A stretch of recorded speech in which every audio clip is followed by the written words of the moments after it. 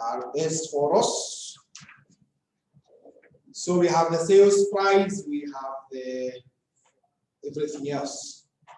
Now, fixed production cost of the venture will be 380,000. The level of advertising and publicity cost will depend on the sales price and the market aimed for.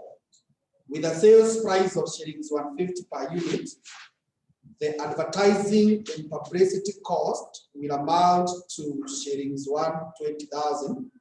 With a sales price of shillings 240 per unit, this cost will amount to 20,000. Labor and variable overheads will amount to shillings 50 per unit. Each unit produced requires 2 kilograms of raw materials, and the basic cost is expected to be shillings 40 per kg. However, the suppliers of the raw materials are prepared to lower the price in return for a firm agreement to purchase a guaranteed minimum quantity. If Best Deal Limited contracts to purchase at least 40,000 kilograms, then the price will be reduced to 37.5 per kg for all purchases. If Best Deal Limited contracts to purchase a minimum of 60,000 kilograms, then the price will be reduced to shillings 35,000 to shillings 35 per kg for all purchases. It is only if Best Deal Limited guarantees either of the above minimum levels of the purchases in advance that the appropriate reduced prices will be effected.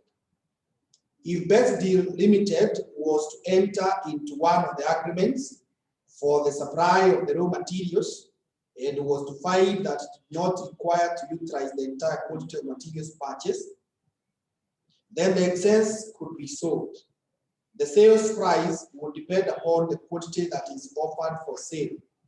If 16,000 kilograms or more is sold, the sales price will be 29 per kg for all sales. If less than 16,000 kgs are offered, the sales price will only be shillings 24 per kg. Irrespective of the amount sold, the cost incurred in selling the excess raw materials will be as follows. Best Deal Limited's management team feels that losses are desirable, while high expected monetary values are desirable. Therefore, it is considering the utilization of a formula that incorporates both aspects of the outcome to measure the desirability of each strategy. The formula to be used to measure the desirability is given there. The higher this measure is, the more desirable the strategy.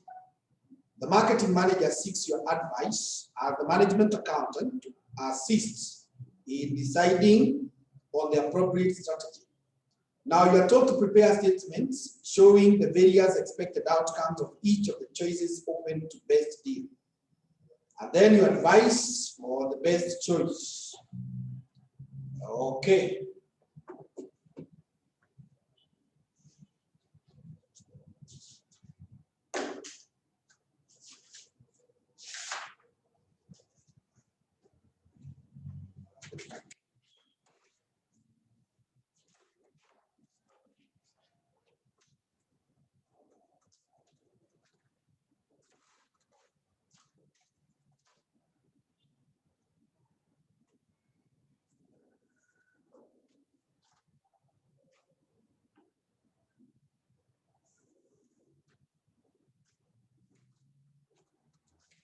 So this is the question of November 2016.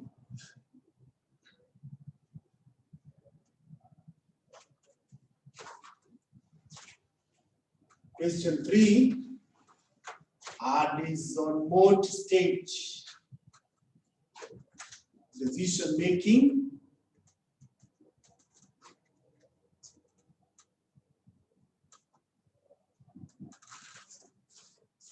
And because the question is a bit involving, I want to separate the tree from the computation of payoffs. So first of all, let's get the computation of payoffs. Computation of payoffs.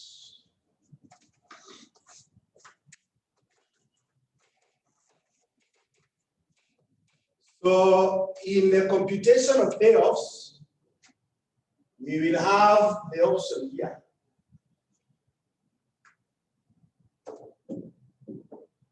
We will have the option. And the options are two of them. These options will be the prices. These options are the prices.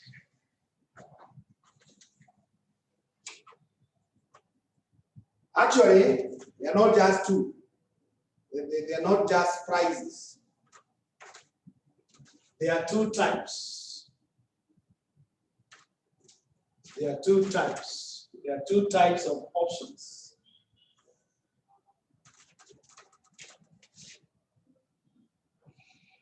It is what we call purchase option. So there are two of them.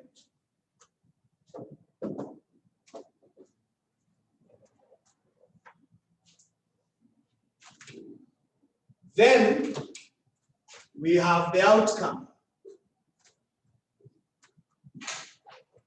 The outcome will be the demand. Will be the demand.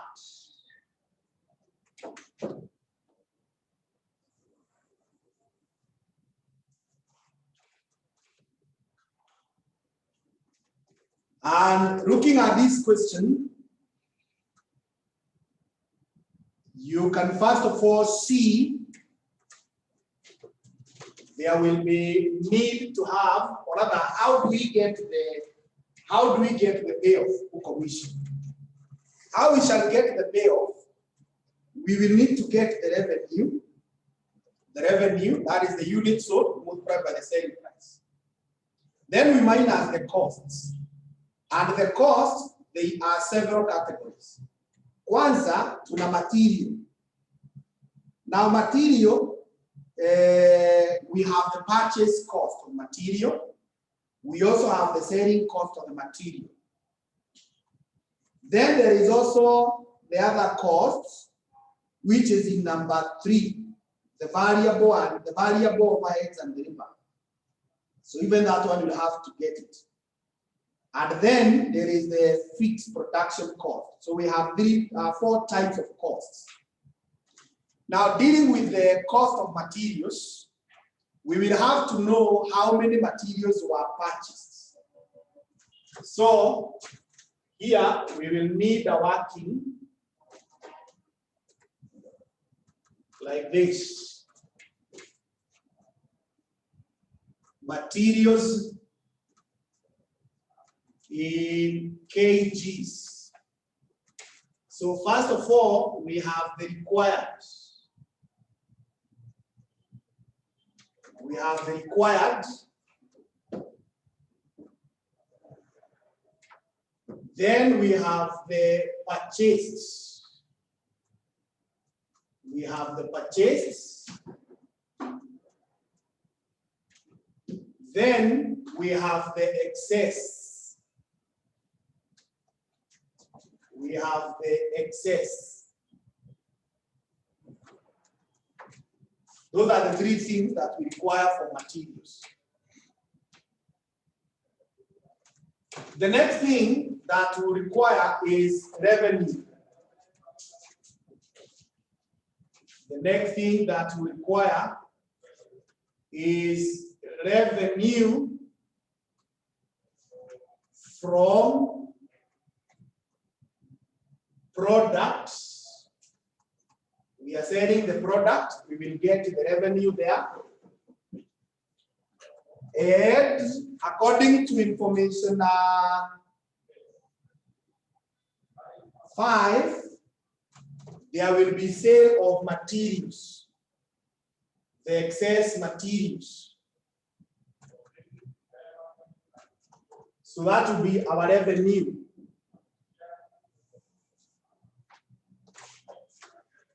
Then, with revenue now, now I need to go to the costs. I need to go to the costs. When going to the costs,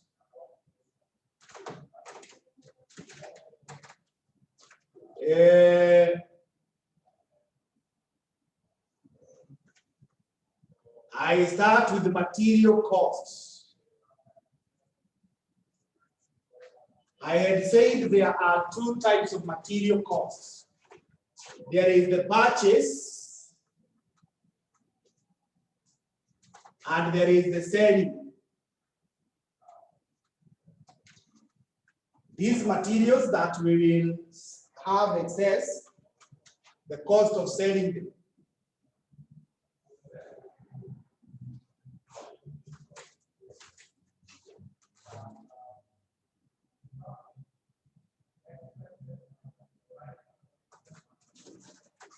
Then I will have labor and overhead costs.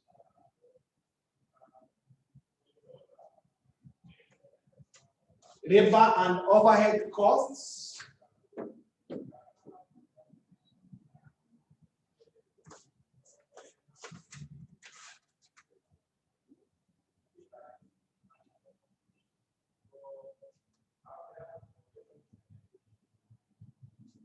Then this fixed cost, I can either bring it here, ama niipeleke huko kwa tree. And because also we already have the working here, which one do you want? Tupeleke huko kwa tree ama hapa? You can decide for them. Here. Okay. So let's bring the fixed cost here.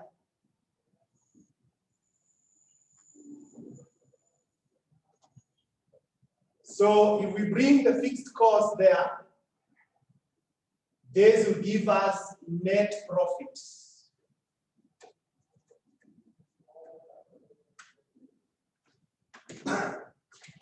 So we need to specify a bit further.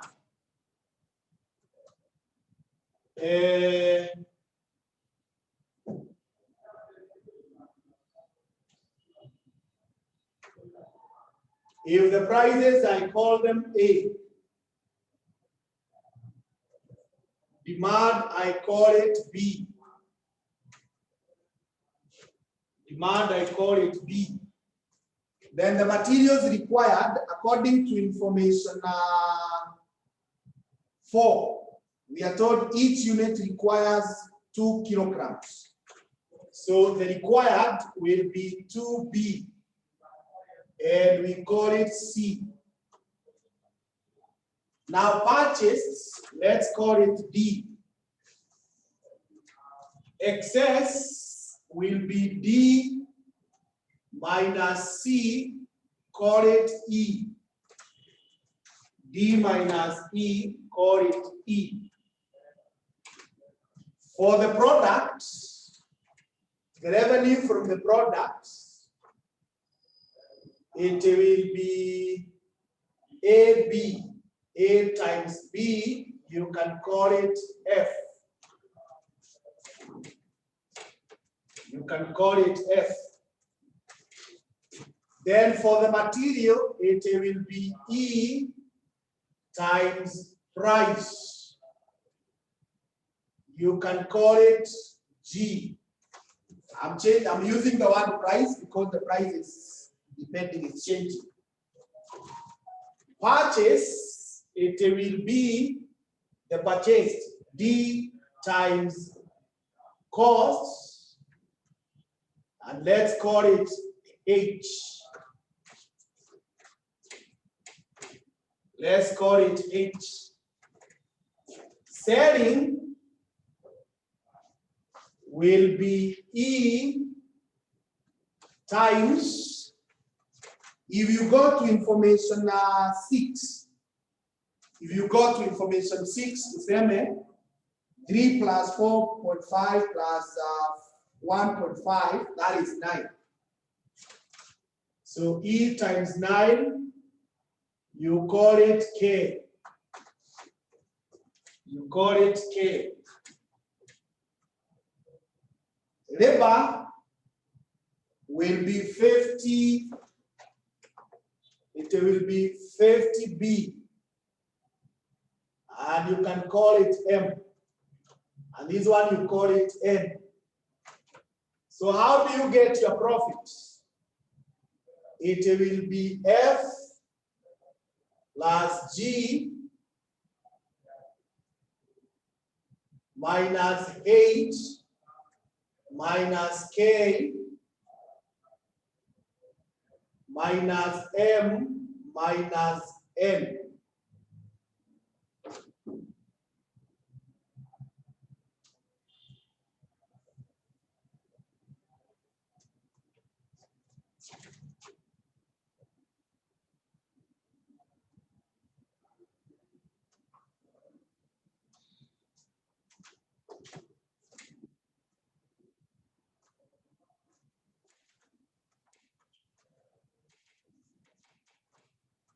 Yeah, when you finish copying, you write the word finish.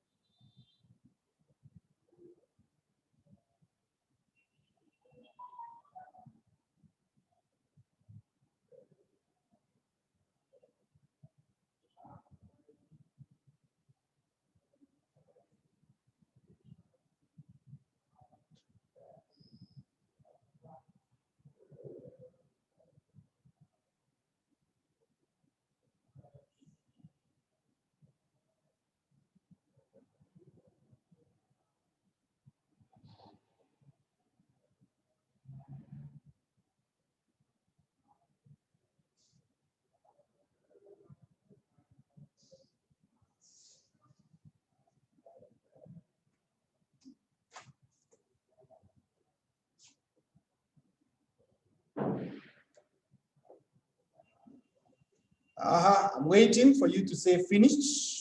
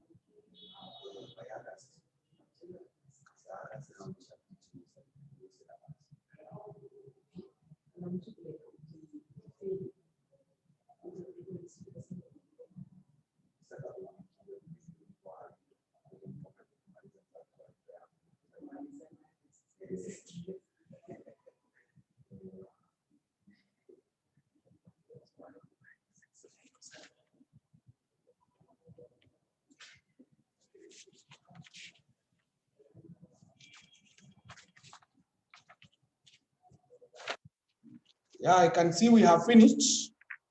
So we can start working. And we shall work one by one. That will be better.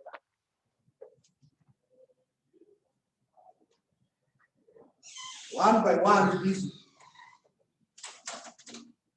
If we start with, and we can have our figures in thousands. So if we start with the selling price of 150. The selling price of 150, according to information 4. According to information 4, There is, we are given 3 purchase options. If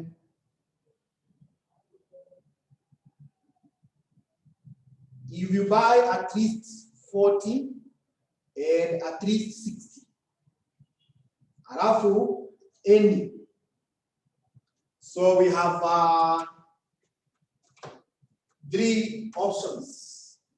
Ya kwanza ni any. Let's just call it any quantity.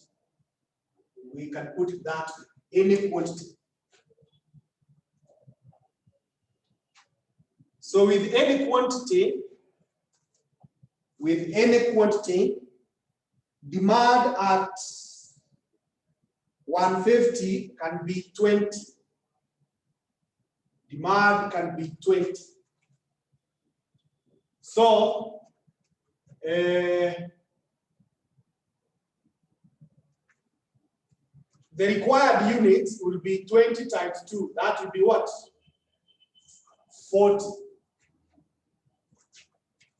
According to the terms of any, you buy whatever you require. So we are just going to buy 40.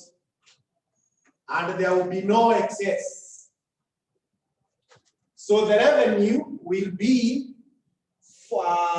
20 times 150.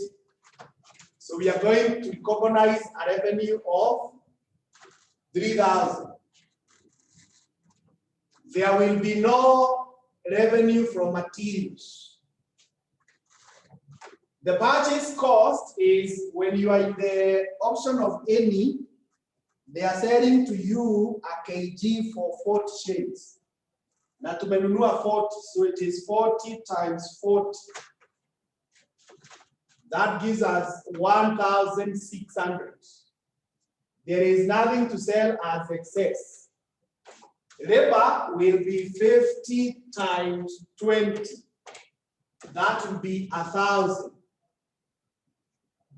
And then the fixed cost, we are told it is 380 according to information 1. 380. So let's look for the profit. The profit will be 3,000 plus 0 minus 1,600 minus 0 minus 1,000 minus 380. What are you getting? 20. What I'm calling, which is the figures quickly. We are getting 20.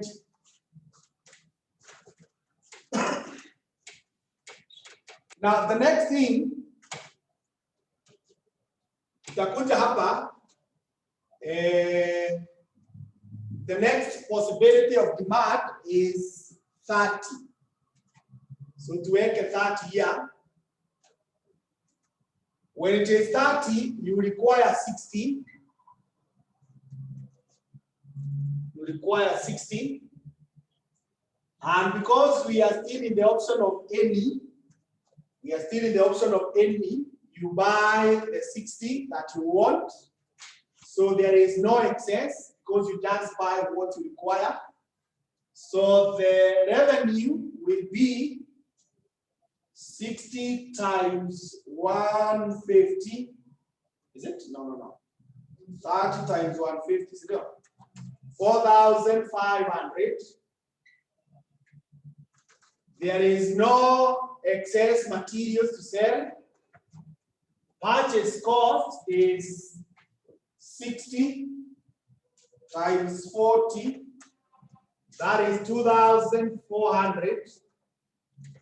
No material to sell. And 50 times 30.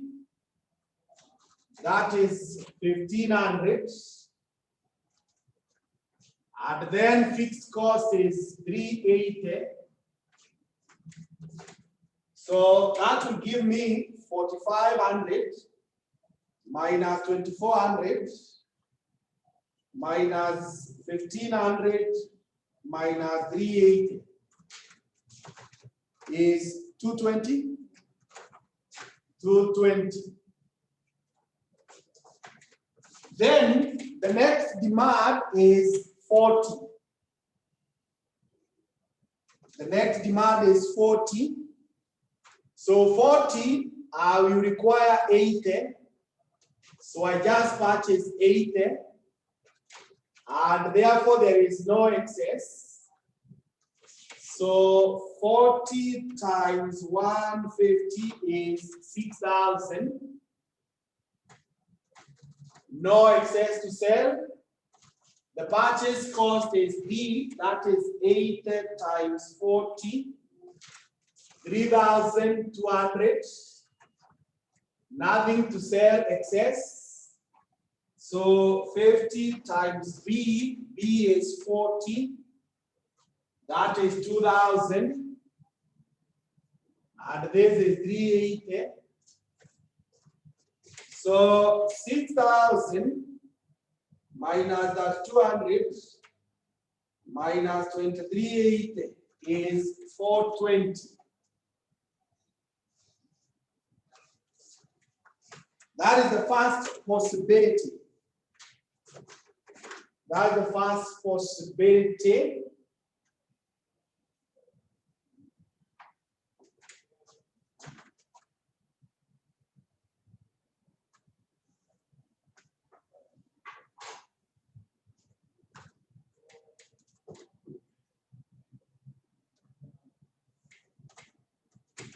That is when you are in the option of any. The second option, as far as materials are concerned, is at least 40,000.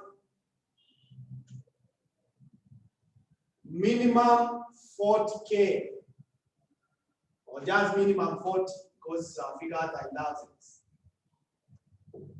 A minimum of 40. So in the minimum of 40,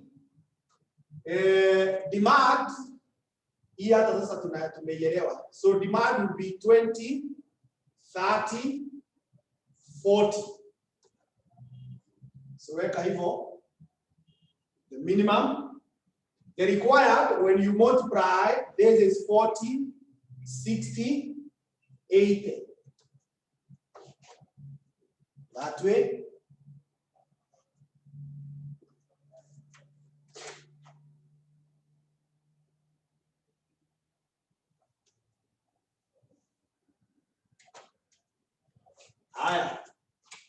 The purchase, the meaning of this is, the meaning of this is, if you want to buy, you can only be allowed to buy 40 or more.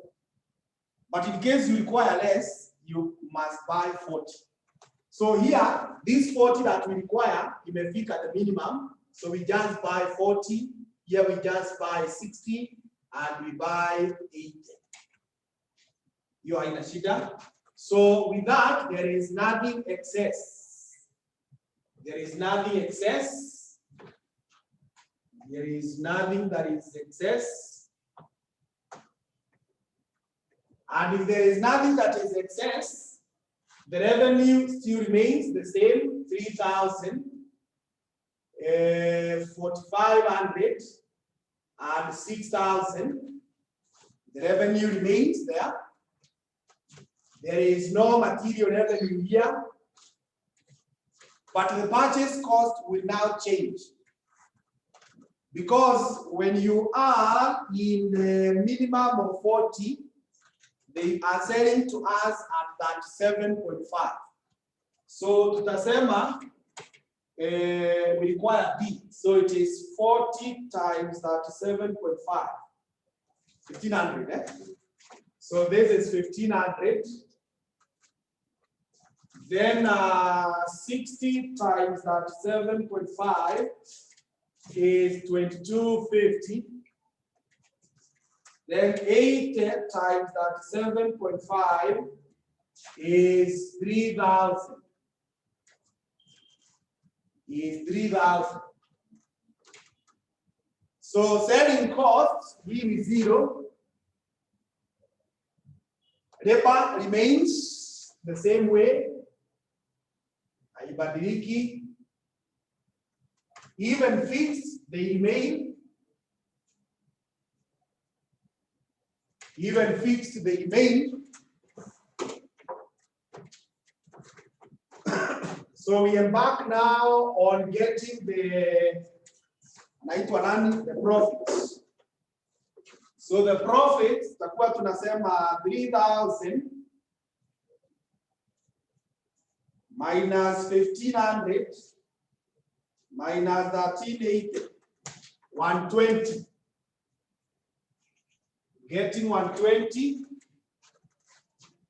Then 4,500 minus 2,250 minus 1,880 is 370. 370. 6,000 minus 3,000 minus 2,380 is 620. Ukipotea useme. The next option is minimum of 60. Minimum of 60. So with minimum of 60, the same case here, 20, 30, and 40. 20, 30, and 40. So hii sasa tutakuwa tumemalizana na price ya 150.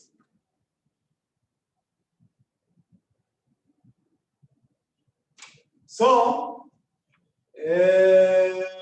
the required still remains 40, 60, 80.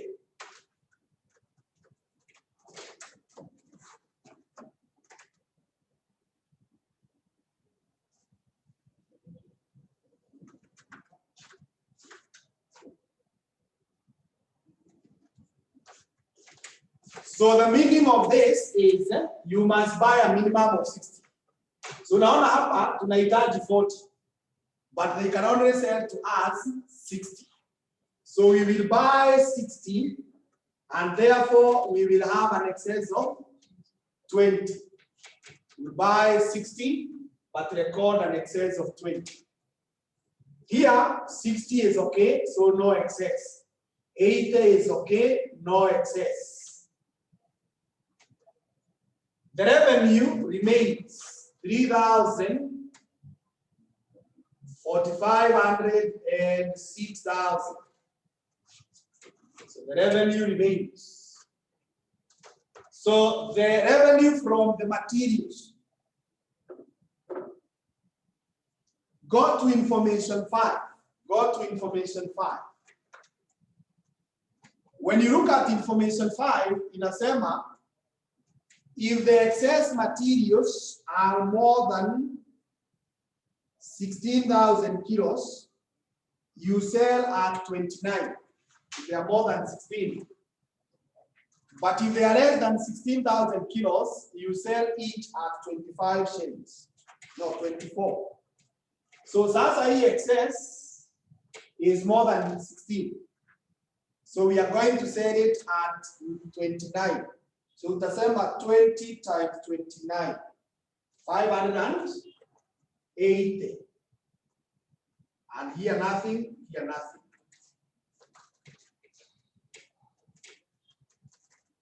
The purchase cost will also change. The purchase cost will also change because at the minimum of 60, they are selling to us at 35 shillings. At 35 shillings. So sasa hiyo nayo itakuwa namna gani?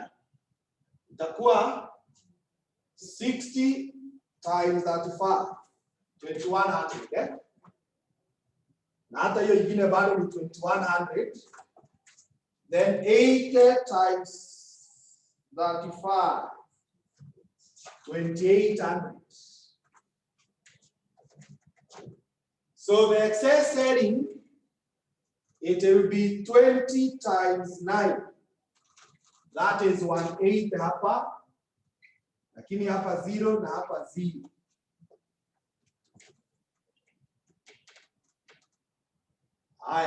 For labor remains. Labor remains 1,000, 1,500, and 2,000. Fixed remains 380, 380, and 380. So to answer a profit, to say 3,000 plus 580 minus 2,100 minus 180 minus 1,380, we get negative 80. Negative 80. 4,500 minus 2,100 minus 1,880 is 520.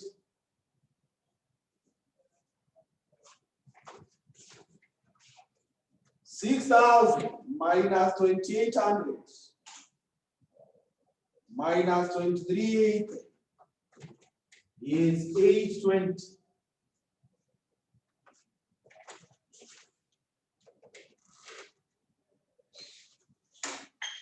Let us now go to the price of 240. And we go to any. We go to any.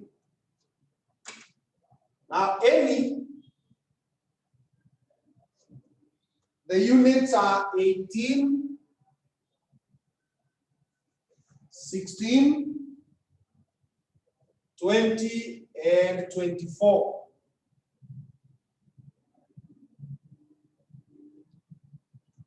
So let's multiply by 2. This is 36. This is 32. This is 40. And this is 48.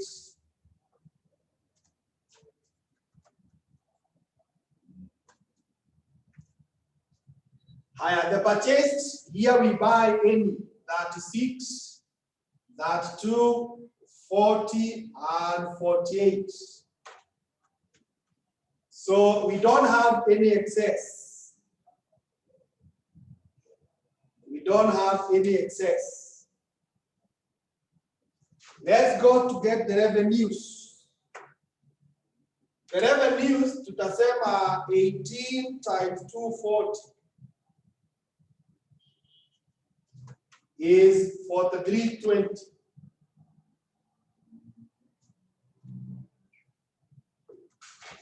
Sixteen times 240, 38,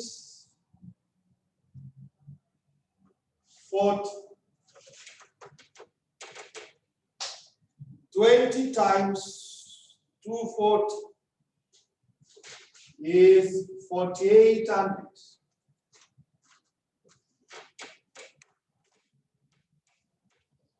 24 times 240, 5760.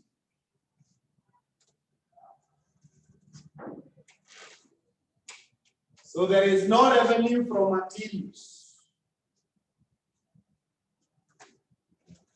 No revenue from materials.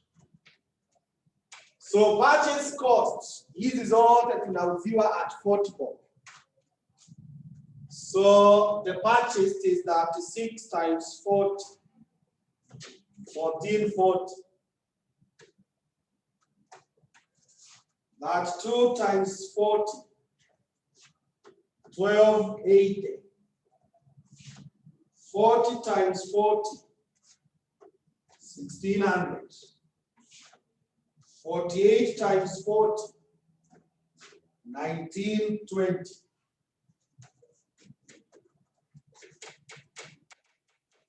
No material costs.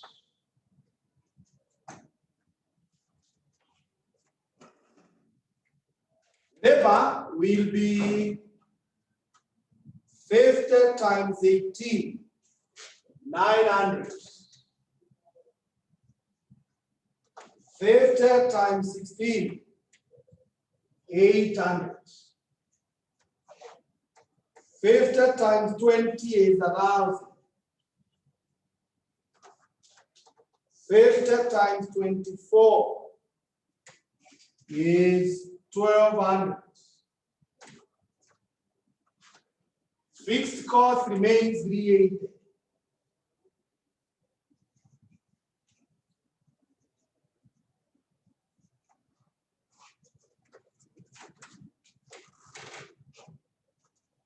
So sasa hii nayo itakuwa 4320 minus 1440 minus 1280.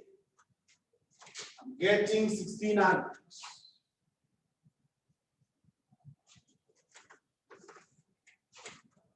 That 840 minus 1280 minus 800 minus 380. 1380.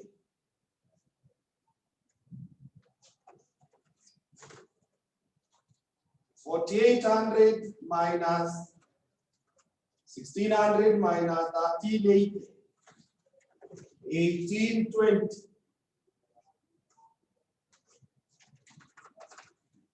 $5760 minus 1920 minus 1580.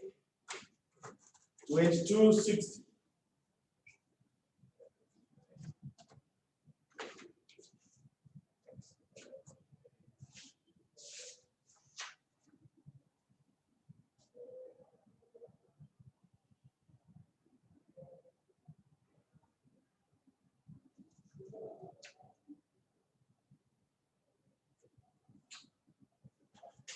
I realize there is a cost we left out for advertising. We should have marked it here, these ones, but no worry because we still have the chance of putting it in the tree. Well and good. So hakuna shida, tutaileta kwa tree. But kama ningekumbuka na tulikuwa tumesema fixed cost tulete hapa, we would have added all of them. Join hapa. Okay. So tuendelee. So myself, I want to have here because of the space here. So draw a line there. So that now we go to the minimum of 40,000. The minimum of 40,000. Minimum of 40,000. Demand remains. The required remains. What is purchased is the one that has a chance of changing. Revenue will remain. This one could change. The purchase cost will change. Purchase cost will change. This one could change. Labor will not change and fixed will not change. But the fixed, rather the net profit will automatically change.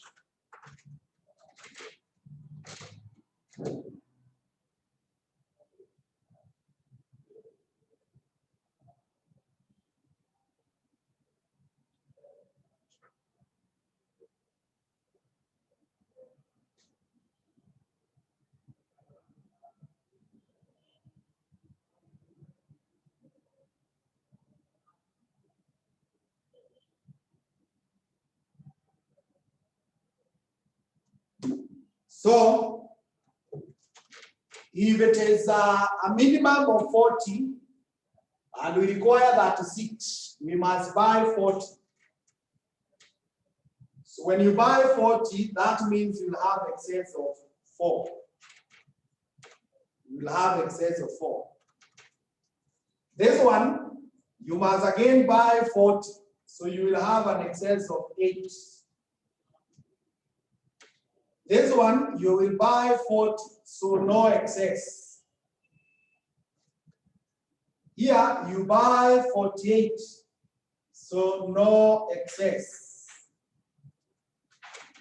No excess.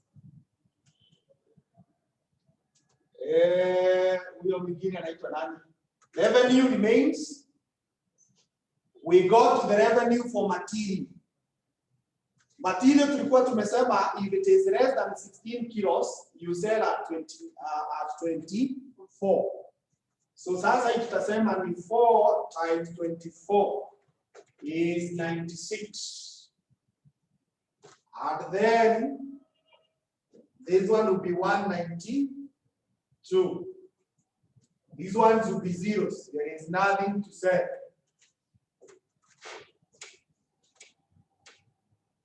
Nothing to sell. Our purchase is these ones. We are now buying at that 7.5. So 40 times that 7.5 is 1,500. Even here in 1,500, hata huyu ni 1,500. Then 48 times that 7.5 is 1,800. 1,800.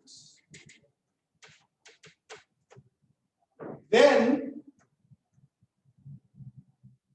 for the selling, it is 9, so it is 4 times 9. This is 36, and this is 72.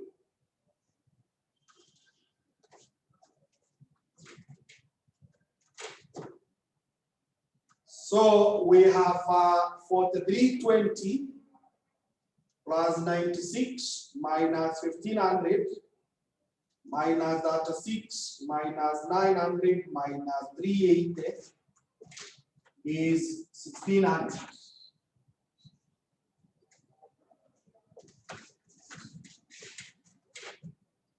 That 840 plus 192 minus 1,500 minus 72 minus 800 minus 380 is 1,280.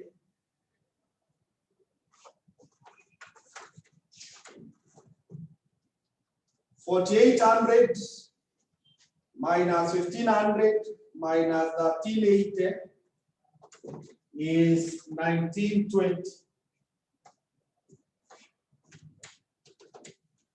5,760 minus 1,800 minus 1,580 is 2,380.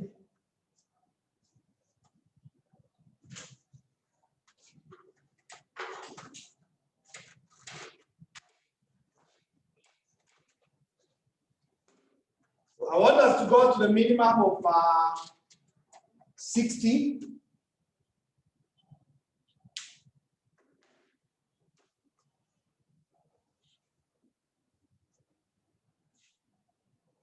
Have you finished this one? Those who are online? Have you finished copying? If you have finished, say my yes so that I clear that.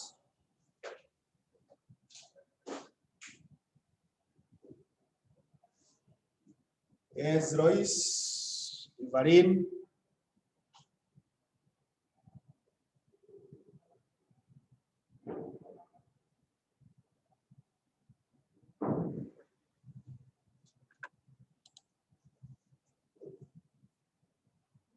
There's Jack.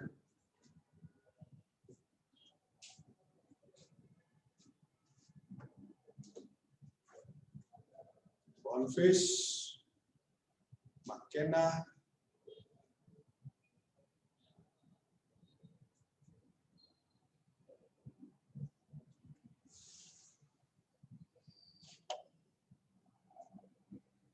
One more person. Good. So we are coming now to the minimum of 60. Demand remains, so even this one will remain.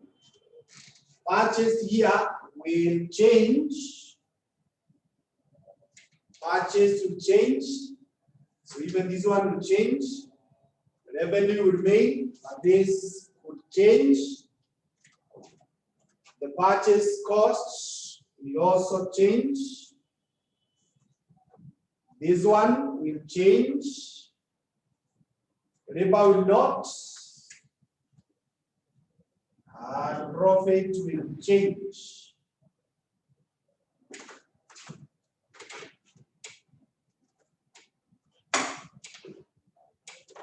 So we are talking of now a minimum of 60,000.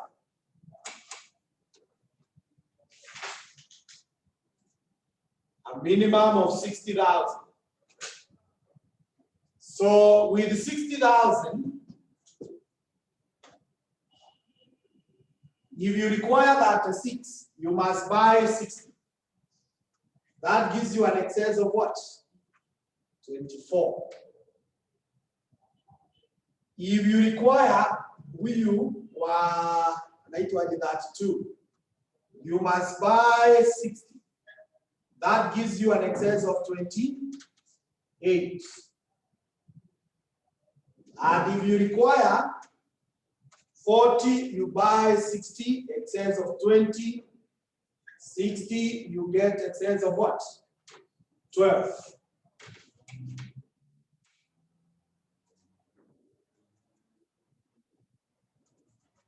So these ones are more than 16. So we multiply by 29. So 29 times 24 is 696. 29 times 28 is 812. 29 times 20 is 580. 12 times 24 is 288. 288. Then sasa huyu naye purchase at 60, they are selling to us at 35. So 60 times 35, 2100 kila mahali.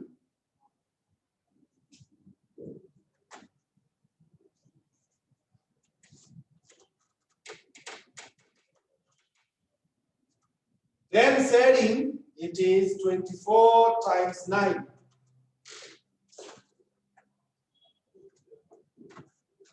28 times 9. 20 times 9. 12 times 9.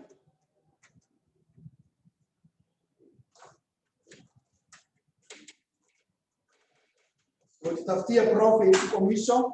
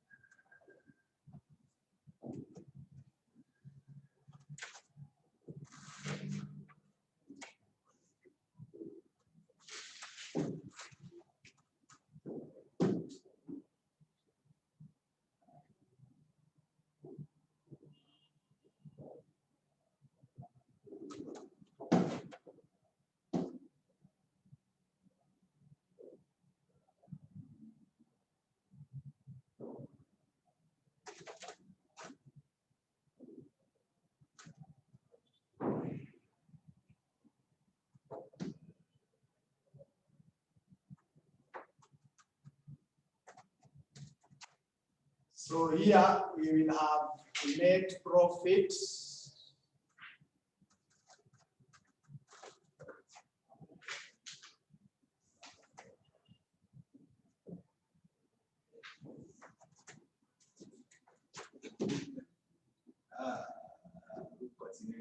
Here.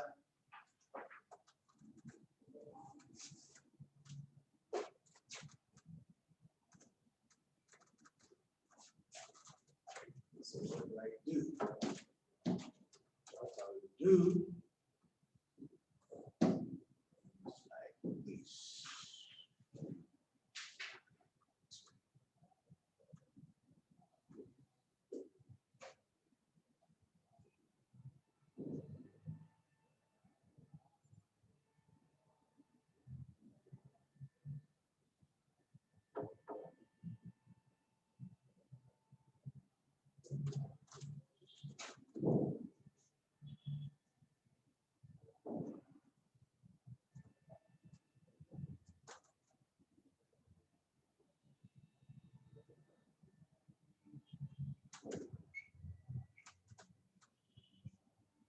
So we are drawing a tree which has 21 tails. 21 tails. So hapa tutakuwa tunaleta hizi profits zile tulipata huko. Kama hii ya kwanza ilikuwa 20, hii ni 220, hii nyingine ni 420, huyu mwingine ni 120, 370, 620 minus 80, 520, 820, nisomeka zingine tu.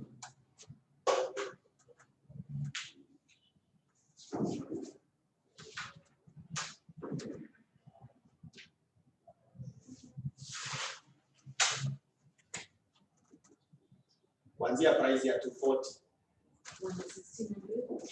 1600, 1380, 1820, 3020, 1600, 1280, 1920, 2380, 1330, 1120, 1720, 2260. Good. So that is what we are doing. Zile tulipata pale ndio tunapangia hapa sasa.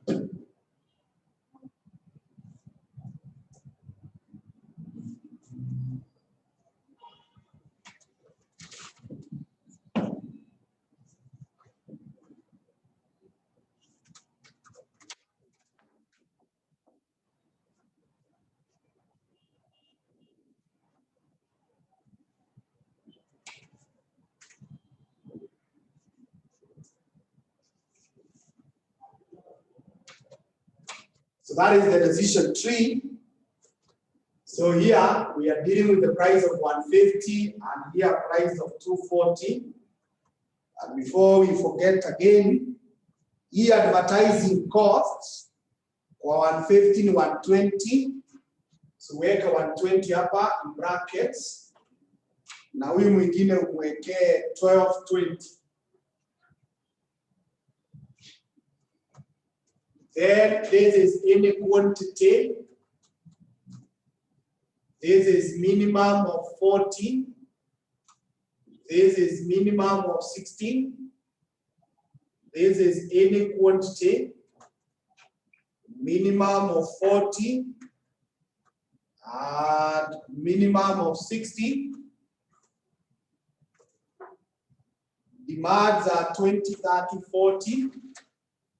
20, 30, 40. 20, 30, 40. 20, 30, 40. Wengine ni 18, 16, 20 and 24. 18, 16, 20 and 24. 18, 16, 20 and 24. Probabilities are 0.1, 0.6, and 0.3, 0.1, 0.6, 0.3, 0.1, 0.6, 0.3. Wengine ni 0.1, 0.3, 0.3, 0.3. 0.1, 0.3, 0.3, 0.3. 0.1, 0.3, 0.3, and 0.3.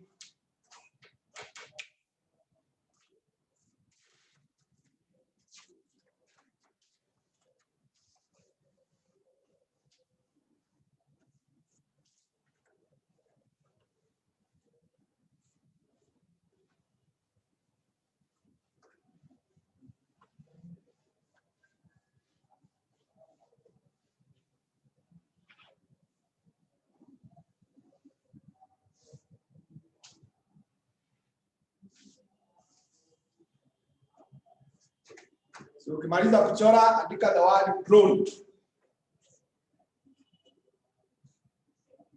Write the word drone.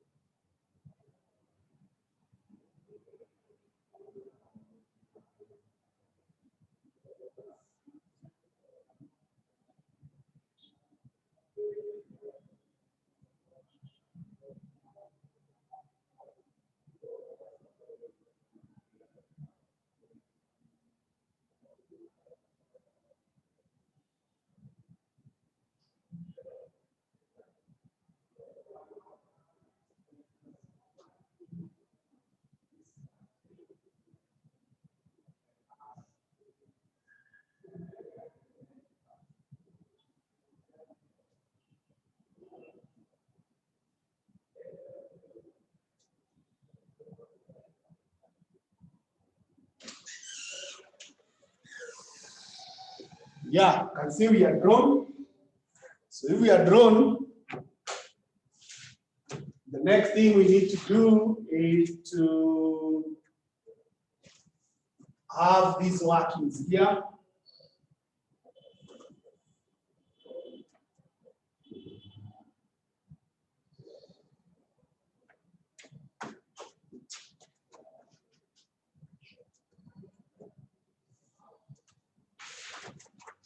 We have nodes.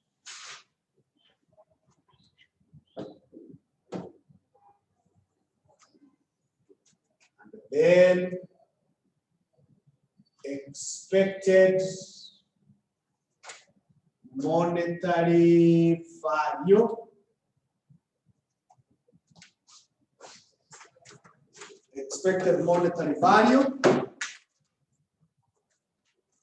So to answer number one,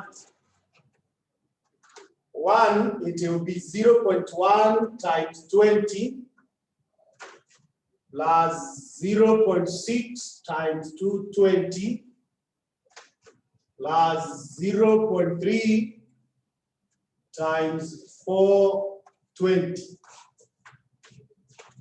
So if you take your calc,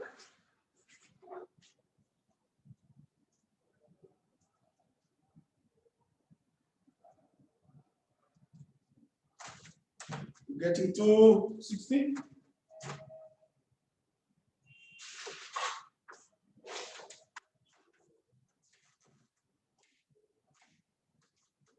Those who are online, send your answers.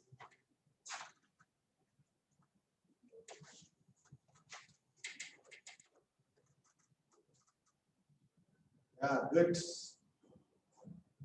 Haya. Tuende kwa number 2. Number 2 itakuwa 0.1 times 120 plus 0.6 times 370 plus 0.3 times 620. So you go to the calc and say 0.1 times 120 plus 0.6 times 370 plus 0.3 times 620 is 420.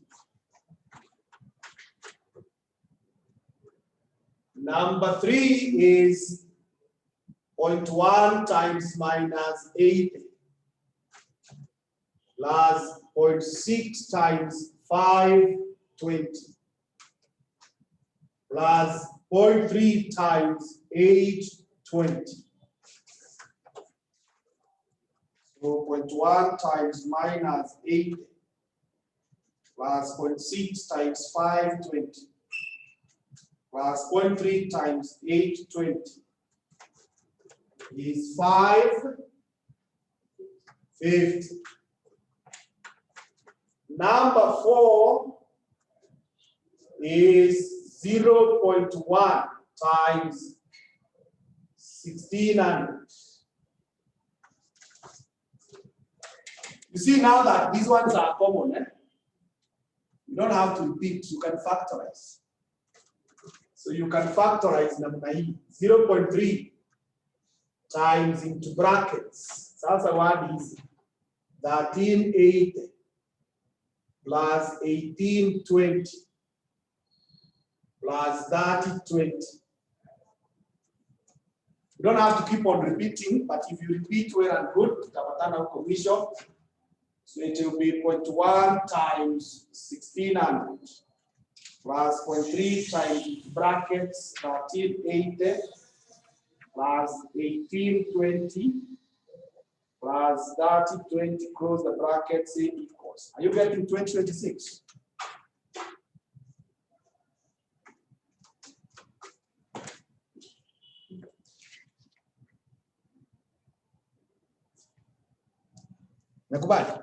Okay, good. Yeah, good. Right, let's go to number 5. 7.1 times 1820 plus 0.3 into brackets 3020 plus 1600 plus 1280. So 0.1 times 1820 plus 0.3 of that 20 plus 1600 plus 1280, 1952. Is it? Okay, then number 6 is 0.1. Ilikuwa 1280, so ni hapa. Ilikuwa vizuri kweli?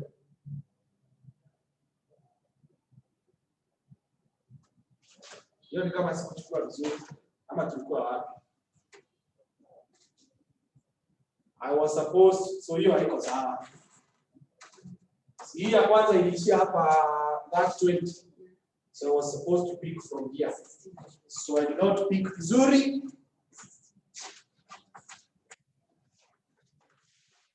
So from that 20, I was supposed to say 1600. See there? Plus now 0.3 of 1280 plus 1920 plus 2380. So 0.1 times 1600 plus 0.3, 1280 plus 1920 plus 2380. Close the brackets, equals 1834. Yeah, good. 1834. So sasa hii ya mwisho, I'm supposed to pick 1330 plus 0.3, 1120 plus 1720 plus 2260. 0.1 times 1330 plus 0.3, 1120 plus 1720 plus 2260. 1663.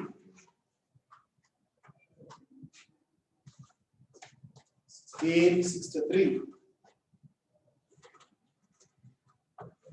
So number 7. Number 7, it is you take the highest one, number 1 to number 3, and the highest is this one, 550. So hiyo imechukuliwa kwa number 3. So kwanza kuja umark hapa number 3 hivi. Number 3, then useme 550 minus 120 minus 120. So 550 minus 120 is 430. So mwenye aliweka hii cost huko, tumekuwa tukitofautiana these figures, but this is the meeting point. So all of us now here must get the same answer, whether uliweka huko ama huko. So here we must get the same answer. Number 8, tunachukua the highest between 456. 456, that is 4. So this one. 2026. You minus 1220. So 2026 minus 1220 is 806. And with that now, number 9 is the higher EMV at nodes 7 and 8. And the higher is this one.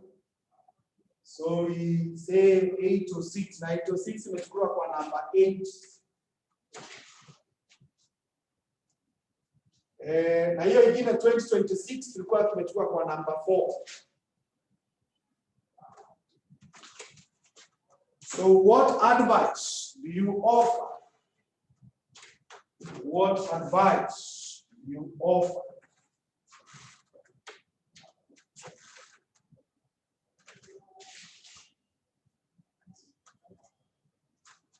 They should charge shillings 240 and take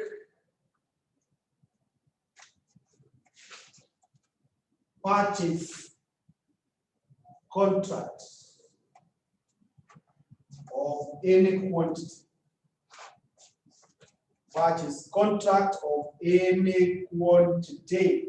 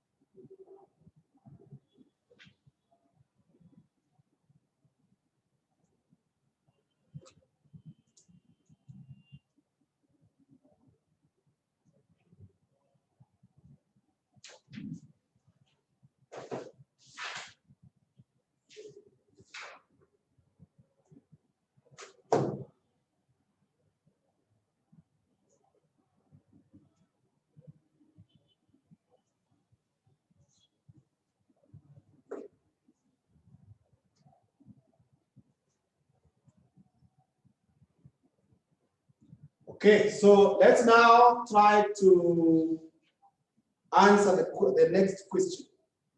The next question is, advise the management of best deal on the best choice of strategies if the company's objective is to maximize expected value.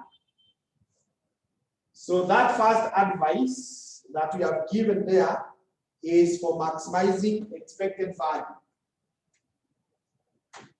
That is what you say when you are maximizing the expected values. Number 2, minimize the harm done to the firm if the worst outcome of each choice was to occur.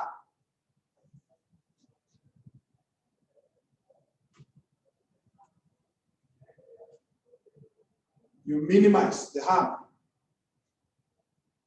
So to minimize the harm, you first of all check the worst outcome. So kwa hii fuatilia hapa, because those are the two choices, hiyo ya juu na ya chini. The worst is this one. And hapa, the worst is 1120.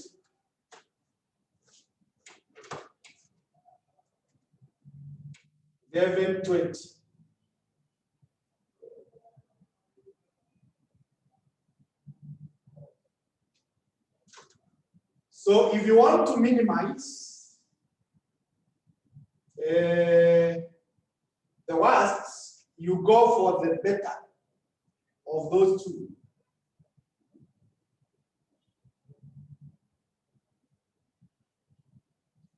The better of those two. So you see this one has 8 debt and this one has what? 1120. Those are the worst scenarios. and you want to minimize. So you don't go to this, you go to this one. So Roman 2 utasema charge 240 and take purchase option of 60.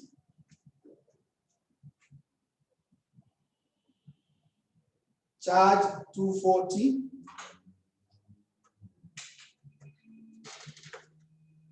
and take purchase option of 60.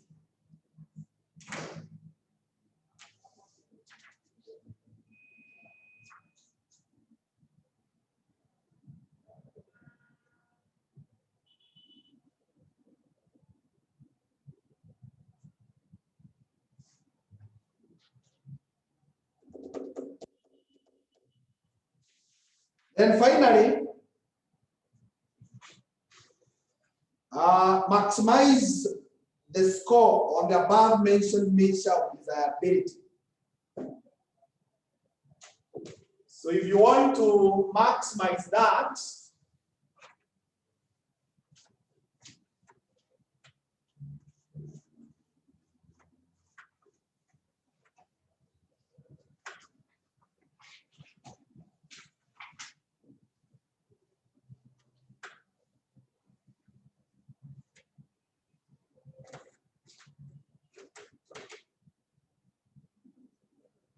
so we are given the formula.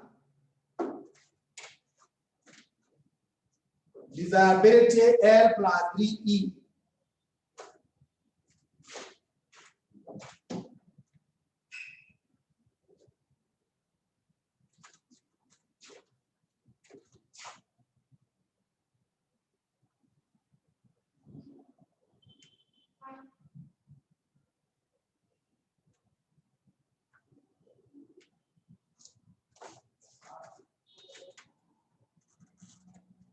So we have the price here.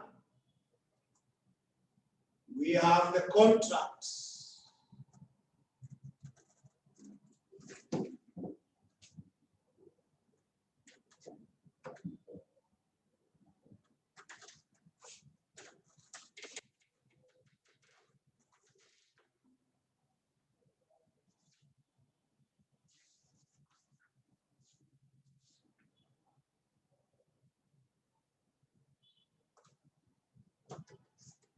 So we have the price of 150.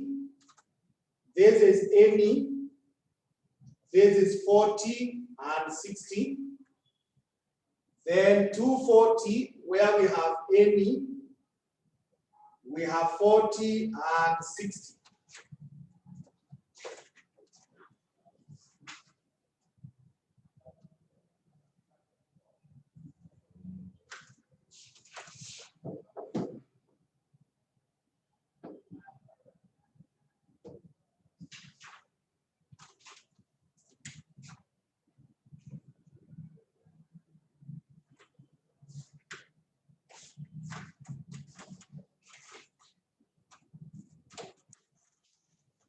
So this rule is a rule that is not common.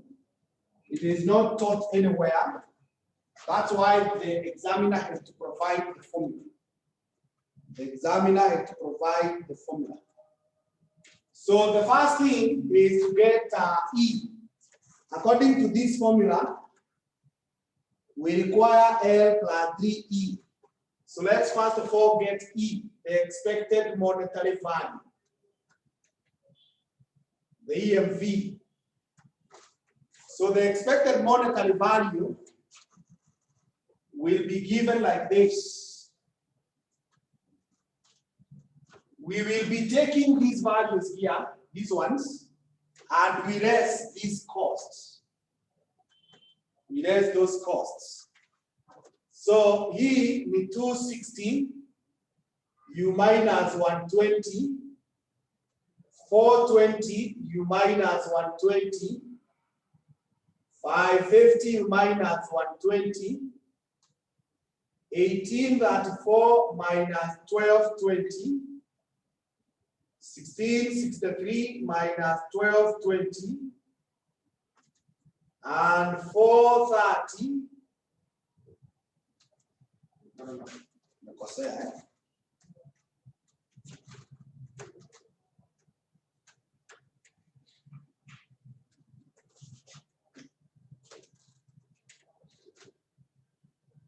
2026 minus 1220.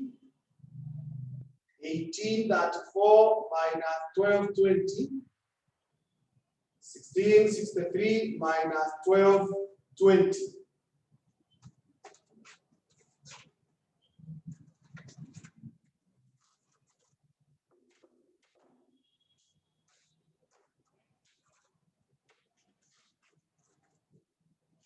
So 260 minus 120 is 140. This is 300. 550 minus 120 is 430. 2026 minus 1220 is 806. 1834 minus 1220, 614.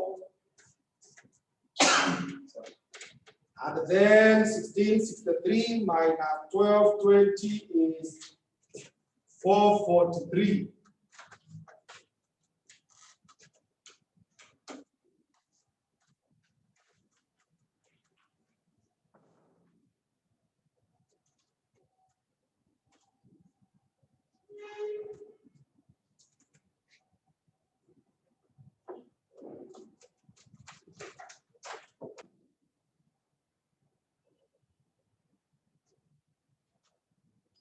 Then we get L.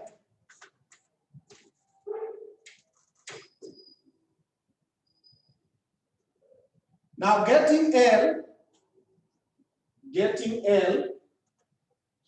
what you shall do, because we are told is the lowest outcome, utarudi kwa hii tree, zile net profit tulikuwa nazo commission. The net profit zenye tulikuwa nazo commission. So these three zenye tulikuwa commission, nichukulie the lowest of those three. Who commission the net profit, what we have called net profit. That's the lowest outcome.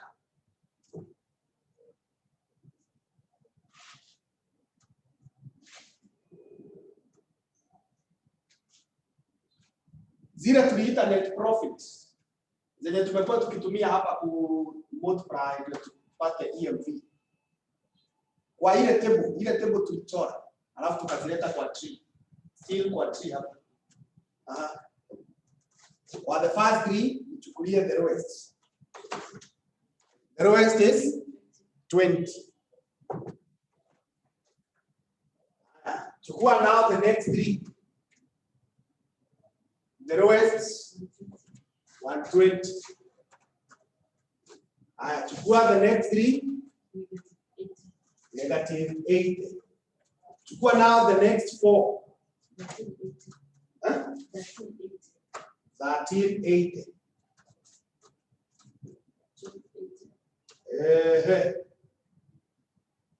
The next one is 1280. 1120.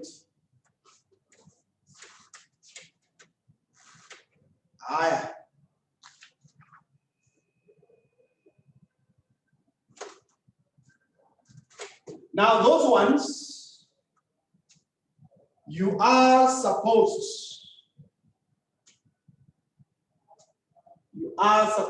to less the costs. You are supposed to less these fixed costs. So we minus 120 minus 120 minus 120 minus 1220 minus 1220.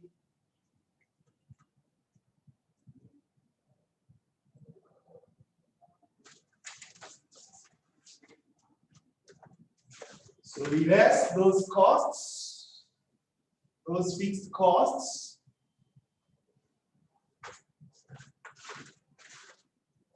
Just fanane na hizi zingine where we had rests.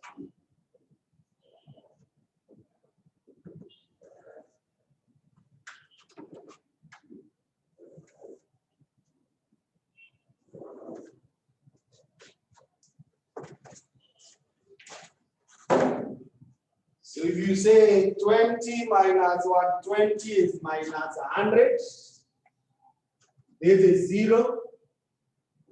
Then minus 80 minus 120 is minus 200. 1380 minus 1220 is 160.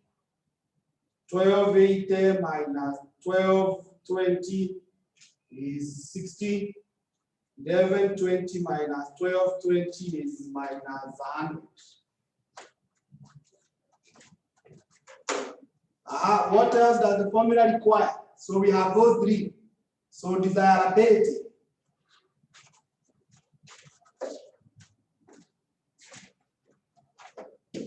So we will then say 3 EMV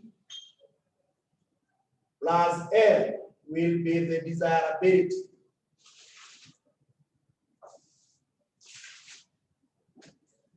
Will be the desirability. So sasa hii itakuwa 140 times 3 minus 100. I get 320. 300 times 3 is 900. 3 times 4, 30 minus 200. 1090. Then 806 times 3 plus 160. 25. 78. 614 times 3 plus 60. 1902. And then 443 times 3 minus 100 is 1229.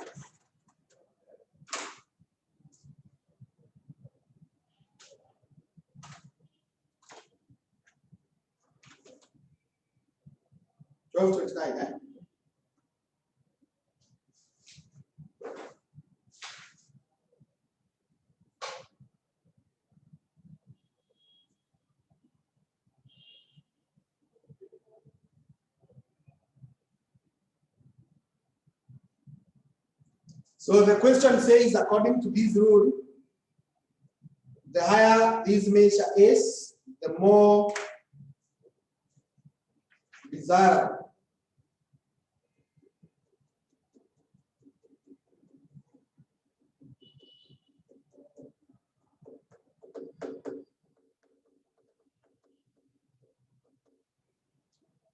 So we take the one that is highest. So the highest ya zote ni hii. This one, eh? Yeah, it's the highest. So then we advise they go for 240 and any quantity.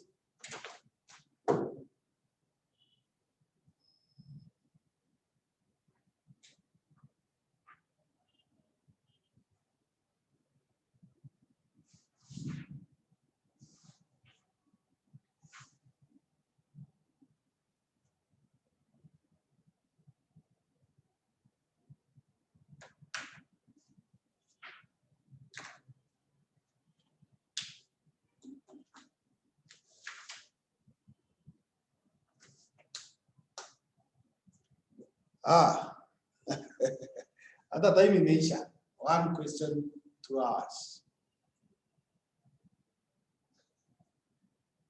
So the question is not very difficult, but you can see it is taking a lot of your time. So those are questions, if you come across them in the exam, you need to be very careful with time, because they can lure you to missing or messing. Because unaona ni rahisi utamaliza and get it right, but it's taking a lot of your time. Remember, no single question should take more than 30 minutes. No single question should take more than 30 minutes. So I think we call it a lesson and a semester at that point. And take this opportunity to sincerely thank you so much for being our students. We don't take it for granted. We really appreciate it. And we also want to take this opportunity to wish you the very best in the exams. The exam will come and go, so it's not a matter of death in life. And you will pass. You'll be among the people who will pass. You'll be among the people who will pass. I have all the confidence that we have prepared you more than what is required. I also want to believe that on your own, you have prayed your role more than what is required. And above all, you have been involving and you continue involving God in everything. So just go to the exam and pass the paper. That's all that I can say. You have what is required to pass. Just go believing that you have what is required to pass and you have passed. But if you fear, then you will have lost the game. You have lost the game. The few days remaining, don't stress yourself so much with what you are not understanding. Kama kitu imekataa, hiyo wachia Mungu na kasle. Wenye watasoma EMB after you. That's the way it's okay. Just focus on what now you are understanding, the topics you are getting well. Pay attention to them so that in case they bring a question there, you'll be able to get the whole of it. So next week, but one, we expect to have you around for section 6 from 26th. That's when the semester will begin. So continue marketing us. And when you get to my YouTube channel, remember to like it and to subscribe. And that would be great for me. Thank you so much. God bless you. See you next time. Next time in Sec 6, not here. Thank you. Yes, McKenna.